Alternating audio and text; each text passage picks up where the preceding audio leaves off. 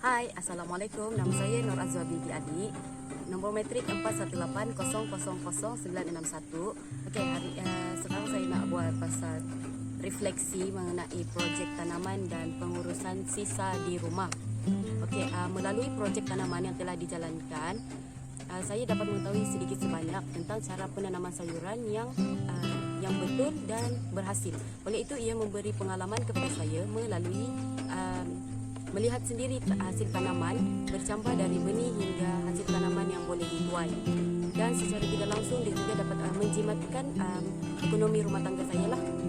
Okey, selain itu, ia memberi semangat kepada saya untuk mencuba mempelbagaikan tanaman sayuran di rumah.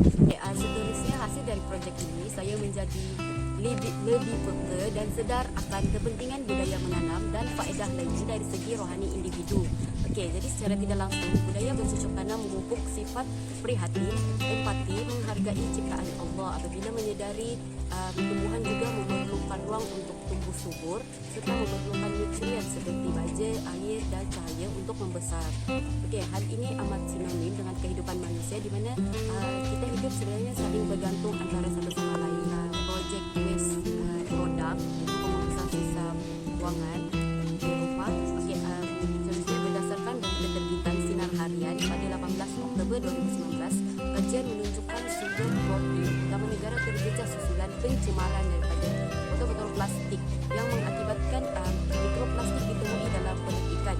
Okey, di mana mikroplastik ni ia sangat berbahaya dan ia juga boleh menyebabkan hidupan laut mati bila mikroplastik terlalu berlebihan. Hal ini membuatkan saya sedar akan bahana mikroplastik sekiranya dibiarkan tanpa ada langkah atau cadangan untuk mengatasinya. Okey, sebagai contoh, mikroplastik ini juga boleh ditemui dalam makanan harian seperti garam dan dalam jangka masa yang panjang ia boleh mendatangkan mudarat kepada tubuh badan manusia. Di mana mikroplastik ini kita susah untuk melihat dan dia tiada bau. Okey, oleh itu dengan adanya projek ini, saya dapat mengurus sisa buangan di rumah, terutamanya botol-botol plastik dan kotak telur, di mana melalui kitab semula sebagai hiasan dalaman rumah ataupun produk, contohnya pot pasu bunga dan kotak bunga daripada kotak. Akhir sekali, kaedah mengurus sisa buangan di rumah dengan kitab semula amat bermanfaat kerana ia boleh menjadi faktor ekonomi dan dapat mengurangkan kewangan untuk membeli hiasan baru.